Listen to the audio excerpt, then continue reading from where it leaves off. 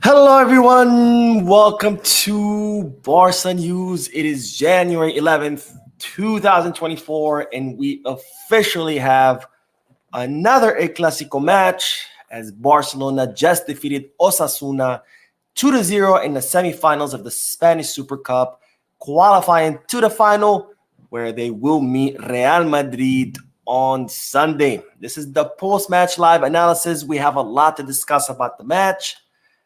So let's begin.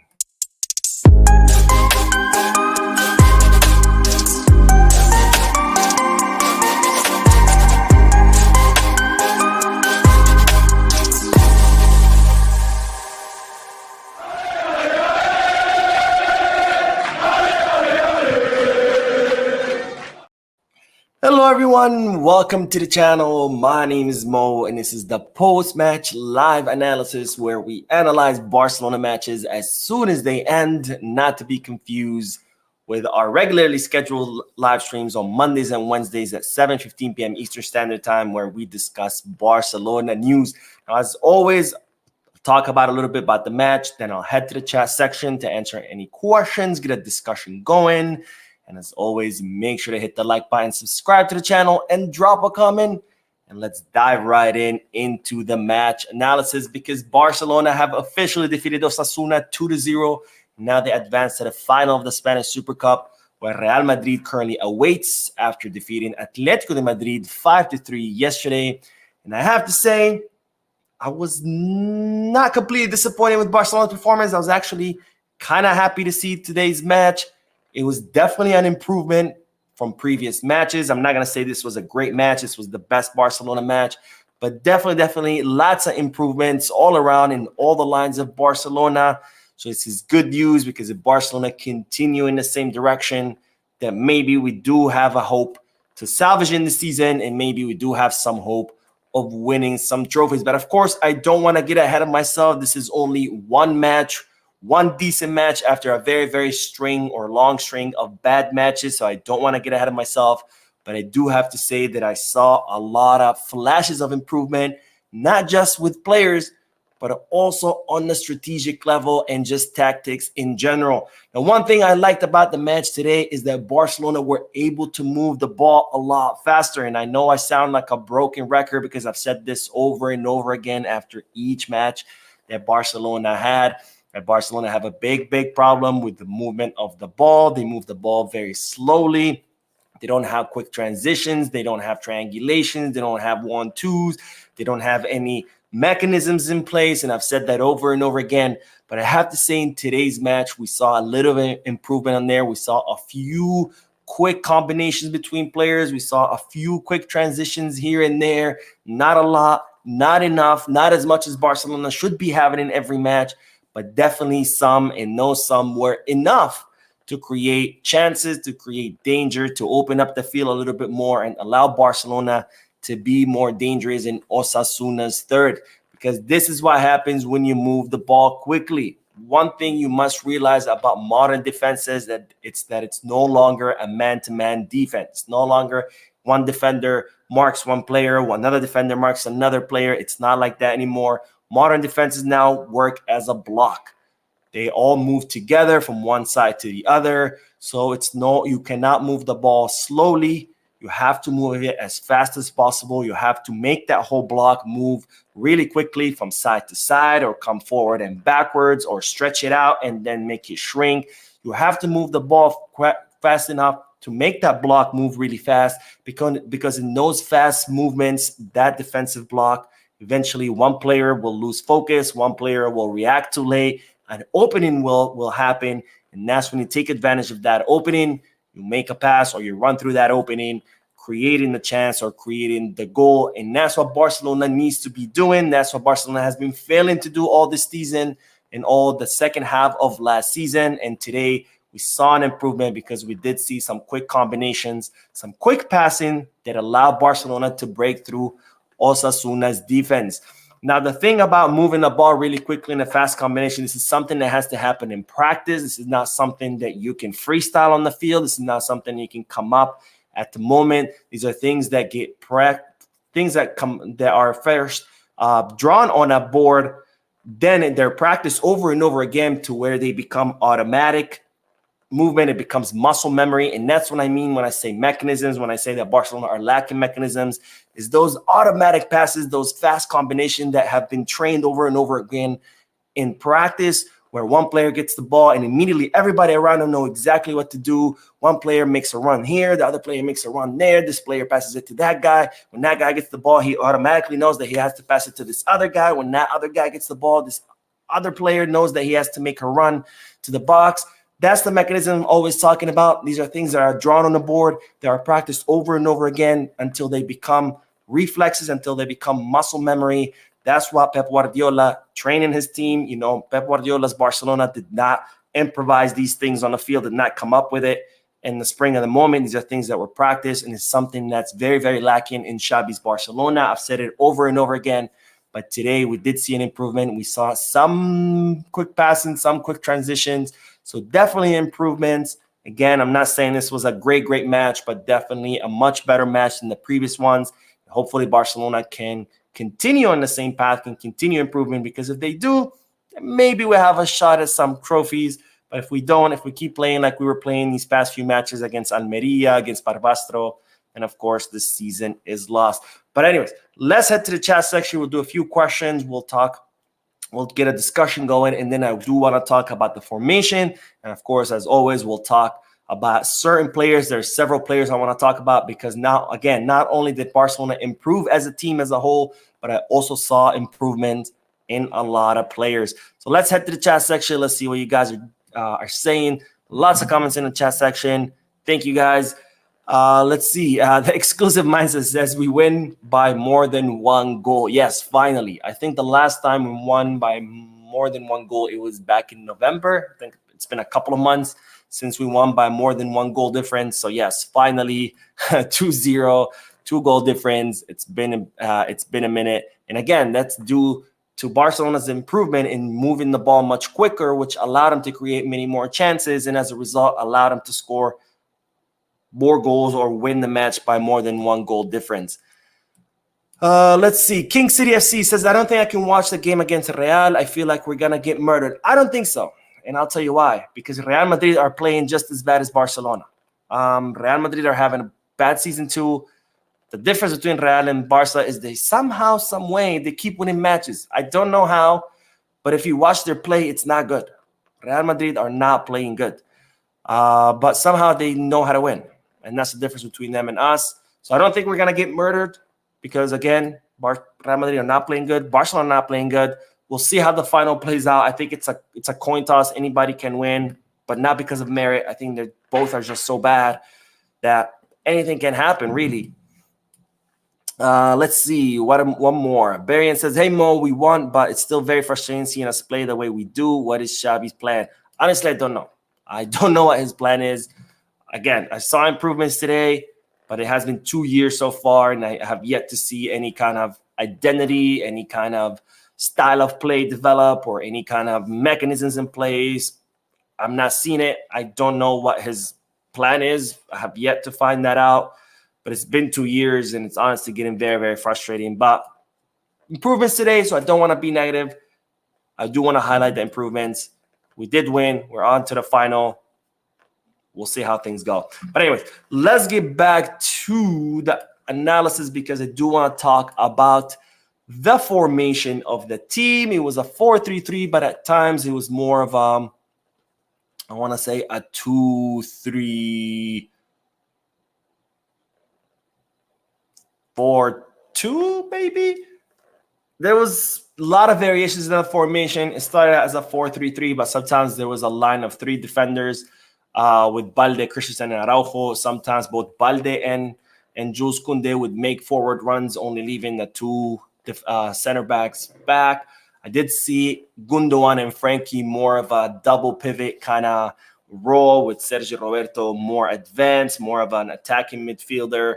And of course, Ferran and Rafinha on the wings, with Robert Lewandowski as a center forward.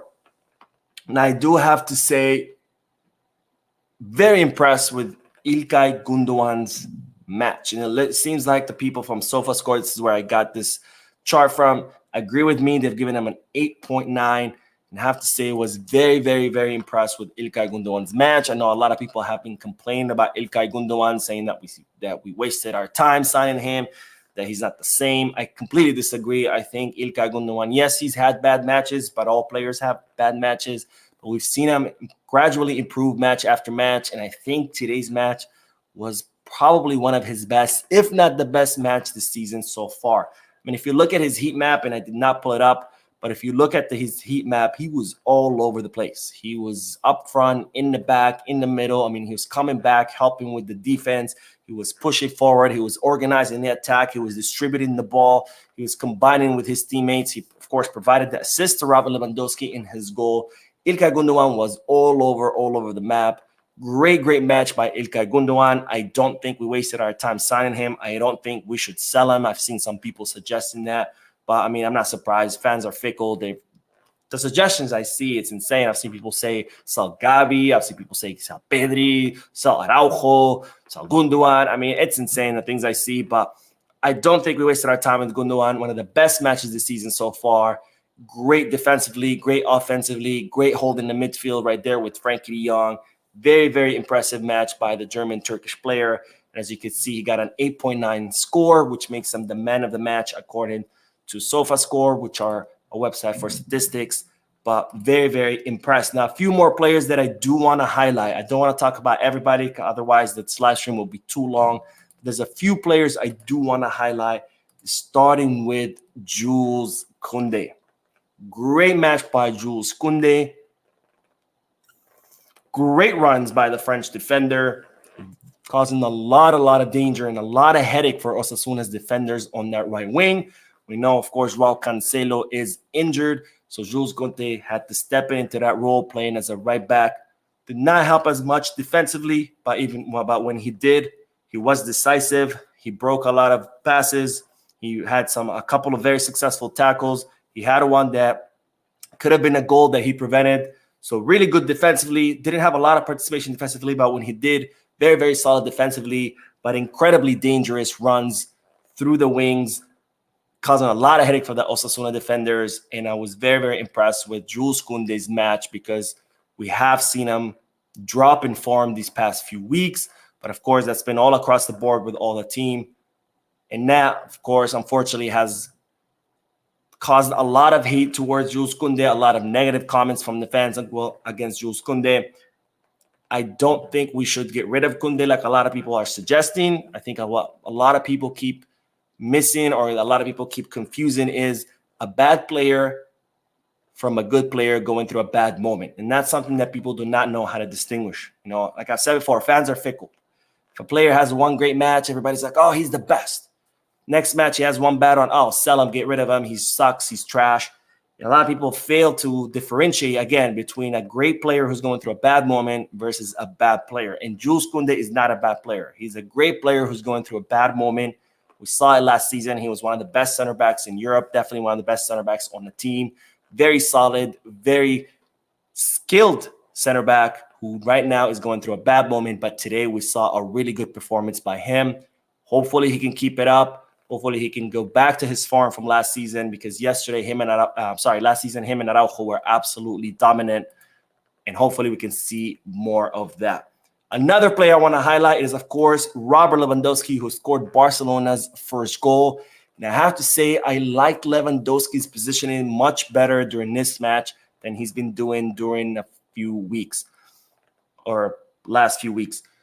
One thing people a lot fail to understand about Lewandowski is that he is a classic center forward. He's a classic 9, an old school 9, whatever you want to call it, which is a box predator. He's a kind of center forward that stays in the box, waiting for those passes from his wingers or from his interiors, and he capitalizes on those passes by scoring. Unfortunately, Barcelona, we don't have people that can give him good passes. Rafinha is not up to par. Joao Felix is not really a pure winger. And when it comes to our midfield, we've had a big disconnection between our midfield and our attacking line, where our midfield is not getting the balls to our attacking line. So because Lewandowski hasn't been getting passes, what a lot of time he does, or most of the time what he does, is he gets frustrated and he drops down to the midfield. That renders him useless, because Lewandowski is best when he's in the box. He's most dangerous when he's in the box. When he gets out of the box, there's no use of him. Why? Because, first of all, being an old school center forward or a classic center forward, he doesn't have the ability to dribble. So he's not the center forward that can get the ball in the midfield and then run to the box and score. That's not him. That's never been him and never will be him. Also, he's 35, so he can't even take advantage of his speed and get the ball in the midfield and make a quick run to the box and score. That's not going to happen. So when he gets out of the box, he becomes useless. He has to stay in the box. And that's something that he's been failing to do week after week, and that has affected his goal-scoring abilities. But this match, he did much better staying in the box.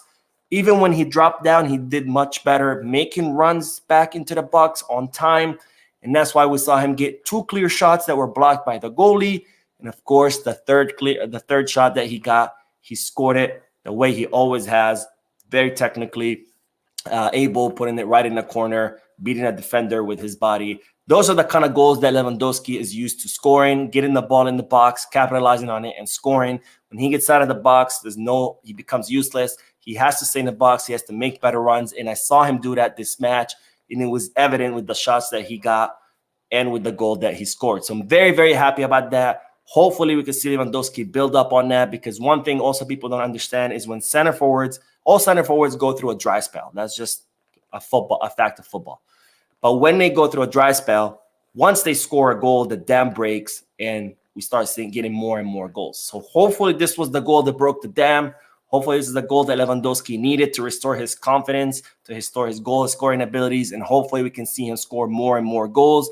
We'll see, but I really hope so, because we are very lacking in that department. Anyway, I've been talking for a while, so let's get back to the chat section, and then we'll talk about a few more players, and then we'll end the live stream, and then we'll do, of course, a news video later today, because there is some news, of course, despite there being a match, because Barcelona never rests.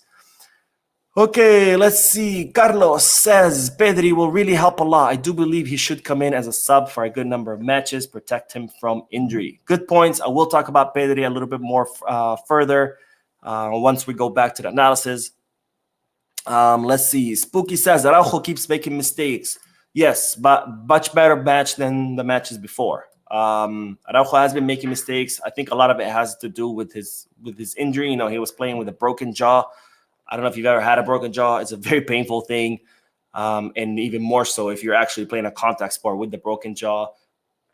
He did make a few mistakes today. He did have a few ball losses today, but much better than the weeks before. And of course, improvements take time.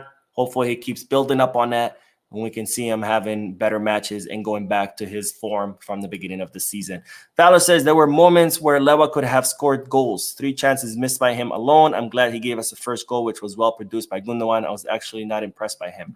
I disagree. Again, I saw improvement. I'm not saying he had an excellent, amazing match.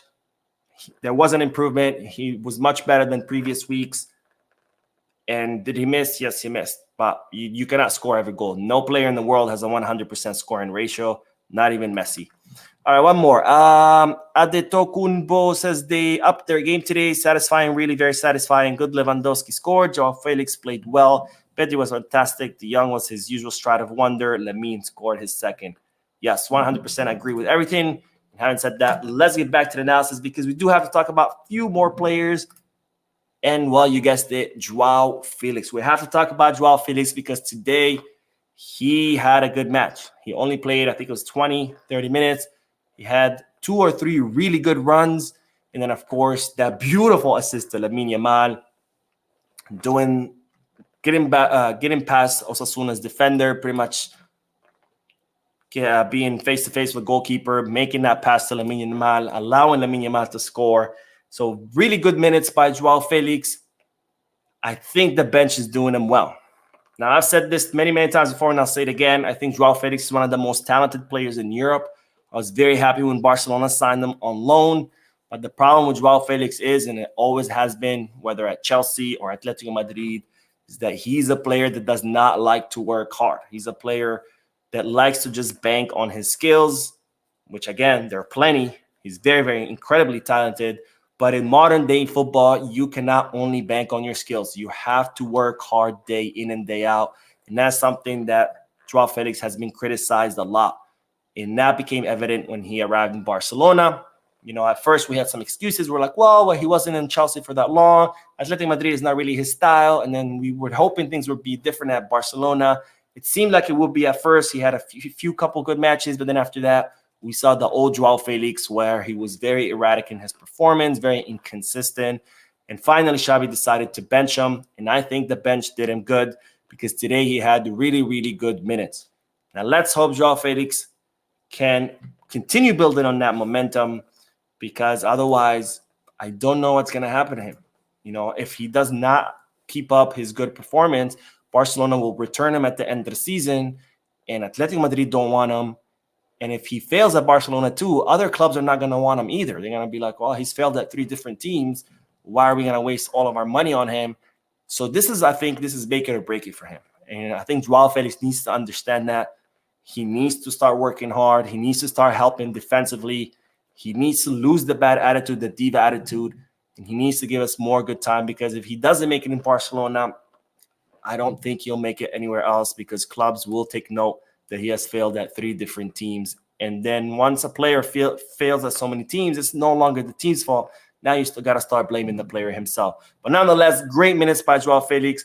Let's hope he continue building on that. And let's hope he keep giving us that magic that we all know he has, but sometimes he's just too lazy to give it to us. One more player, Lamine Yamal. I have to talk about him because he scored his goal, and what a wonderful goal. Absolute brilliant goal. The way he stops and controls the ball, the way he makes that side movement to get past the Osasuna defender and create space for him, and the way he puts it in the corner. Absolutely brilliant by the 16-year-old. I had people even doubting him. Like I said, I've heard some crazy things on my channel when people suggesting to sell Gabi, Pedri, Araujo. Some people even saying that Lamine Yamal is not all that he sucks. Guys, this is a 16-year-old. Let's not forget that. He's still a child. He's still learning. He's still developing. And he's yet competing at the highest level in football and scoring a brilliant goal today. Immediate impact upon his substitution. Rafinha suffered an injury. We don't know how serious the injury is yet. Of course, tests are usually conducted the next day because they wait for the swelling to go down. They ice it. The player rests, gets some sleep. The next day, it's much better for imaging.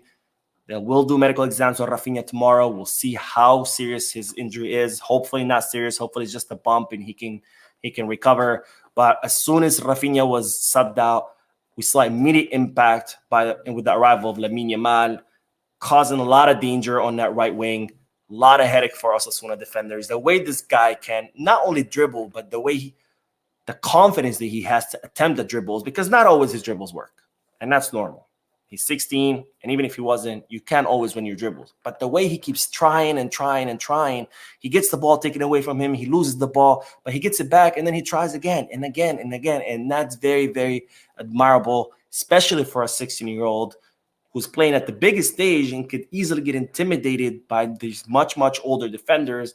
And once you lose it once, might be able to, well, maybe I shouldn't try. Maybe I should do the safe things and pass it. But not Lamine Yamal. He keeps trying, and he keeps succeeding. And, man, I can't wait until this kid is older. I can't wait to see him hit his prime, because he's an absolutely wonder to watch. And we're very, very lucky to have him. And, of course, we cannot stop the live stream without talking about Pedri, because, surprise, surprise, he was actually declared fit for this match. This only happened a few hours before the match itself. We knew he had traveled with the team to Riyadh. There were talks about him being declared fit maybe for the final, not so much for the semifinal. Big surprise, he was declared fit for this match. We saw him play the final 30 minutes, and, my God, you really know when Pedri's not on the field, because as soon as this guy came in, completely changed the outcome of the match, completely changed the face of the match. The midfield was immediately much better. We had better control of the match. We looked more scary, more dangerous, and it's a blessing to have this guy back. It's a blessing to have him on our team, period. Hopefully he can stay healthier for longer. I know he's been going through a long string of injuries. Again, I really think it's that season under Koeman where he played, I think it was a total of 70 matches, including the matches with the Spanish team. I think that has really caused some damage in him. I don't think it's irreversible like a lot of people say. A lot of people forget Messi, when he started his career, he was very injury prone. He was constantly getting injured. But then they switched out his diet. They switched out his workout routine. and voila, he became the best in the world. Hopefully we can do that with Pedri. Maybe try to figure out what's going on, switch his diet, switch his workout routine, switch whatever we need to switch to keep him healthy, because this guy is an absolute gem. This guy will be one of the best midfielders in the world if he stays healthy, because he's absolutely magic. And we saw it today with his immediate impact once he came in. Anyways, let's get back to the chat section. We'll do a few more comments and then we'll end the live stream again. Later today, I will be making the video for the news, because, of course, there's always news when it comes to Barcelona. All right, where did we leave off? Let's see. Football something says prediction for final. Wow, that's difficult. Like I said, both Madrid and Barcelona are not playing good. So really the final is a coin toss-up. Anybody can win it. I'm hoping Barcelona wins, but I don't have the confidence to say they will. If they build up on today's match, there's a chance. If we go back to playing like we were playing against Almeria or Barbastro, no chance. But I would like to hear from you guys. Let me know what are your predictions are. If you want to throw in goal predictions, why not? But please let me know. Turbo says, why did we sign Vitor if we're not going to play him again? Why risk playing Pedri when Fermin is good form? My guy, Vitor Roque just arrived. Relax. He's still adapting. He's still learning. First of all, he's 18 years old. Second of all, he just came from Brazil. This is not a guy who's just signed from, I don't know, Atletico de Madrid or Manchester City. This guy just came from the Brazilian league. He needs time to adapt, not only to Barcelona because it's his new team, but he needs to adapt to European football. And that's going to take some time. So relax. He just arrived. If he'd been here for a year and we're still not using him, I would say, okay, yeah, your concern is valid. But he just arrived. Give him time. We'll see him more. He is the future bet of Barcelona. He's here until 2029. we got 5 years with him. Calm down. All right, Carlos says, also, the Clásico is a high-intensity game, way different than all the games. Madrid just play very defensively. Yes, good point, good point. Let me see what else. Ninud says, Rafinha needs another tricky winger on the other wing. His assets are to press and win the ball back high up the pitch. He could do a lot for us. I mean, this is his second season, so I don't know what this a lot is that you're talking about. But anyways, Vincent says, Barcelona are looking for, and yet they're keeping Rafinha. That's money already for us. Quick sale, please, Newcastle. Where are you? I mean, if Rafinha gets sold, it's not going to be in the winter. It's going to be in the summer. Barcelona have made it clear they're not looking to offload players in the winter transfer market because they consider that whoever leaves will be weakening the team. They're not looking to do that. So if Barcelona do decide to sell Rafinha, it's not going to be until the summer, and that goes for anybody else, any player. All right, let's see. King Ramsey says, first time on the live from Kinshasa. All right. I hope we pull through on Sunday for a Grande Clásico. Hopefully Roque can play. Yes, hopefully, my friend. Hopefully. And I think on that note, we'll end the live stream. Thank you guys for tuning in. Thank you for watching, for your likes, for your comments. Good result today. Hopefully we can get another good result on Sunday. We'll see. But I'll see you in the news video. And as always, peace, guys.